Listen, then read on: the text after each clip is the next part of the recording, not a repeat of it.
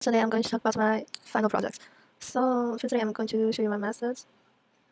So this is my make a move statement methods. So I use the scanner to read the user's input, and I define a variable called down or not, and I set it default into false. And I use the row and column to save the user's input into the row and column. And I use while statement. So if the term is not done, I'm going to continue my following steps. And I print my intro here to enter row. For player, I use the character .toString to switch the player's number into the string, so I can concatenate with the previous string. And I make the row equal to scanner.nextInt, and I use the while statement to find out whether it is auto bound or not. If the user's input row or column is greater than 2, that means it's not a valid input. So I have my error statement here to let user to re-enter the row. It's the same for column here.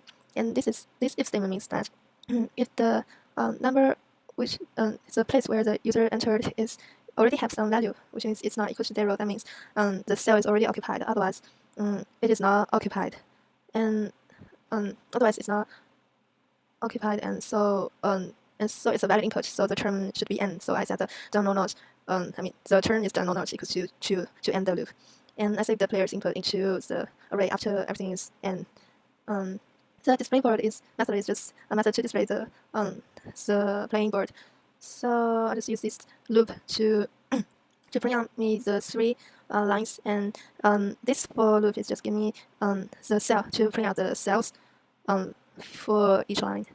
And I have my if else statement here. So if the cell has nothing in it, I will which means this statement I will just print has nothing. It's like this.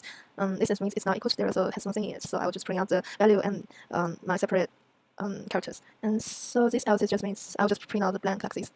And this one statement is just a method I define to find out whether the user is winning or not. So there's 4 situations that the user can be win. So first is the horizontal that the user has 3 in a row. So that means the place where the user's input is same as the previous and same as the cell after and same as the cell after that cell. So it's my statement.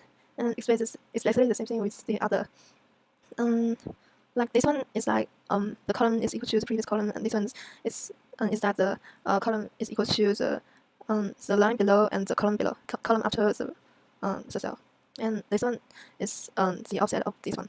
And otherwise, if there's no situations which is the user is winning, that means I will just return false to indicate it's not true for this method. And for drawer, it means that there's no cells are empty, but there's no winning situations. And so I first define the drawer to be true, and I compare to the entered cell. If it's equal to 0, that means drawer is false. That means the term is not, and you can still play it. And if every cell is failed, but there's no winning person, I'll just return drawer, which is true. That means to end the loop. And let me show you my main method. So I define an array which is 3 by 3, and I display the board. I display the board like this, and I use the while loop. And if it's true, I'll just continue the loop, and when it meets break, it just break. So I just make a move method to define the x player's move, and I display the board after the move. And I use the if statement to find out whether x is winning or it is a draw. That means all cells are filled up. And in that case, I'll just break the loop. That means the game is ending, and I'll print out my statement, which is x players win or it's a draw. It's the same for the O person. And let me show you the result.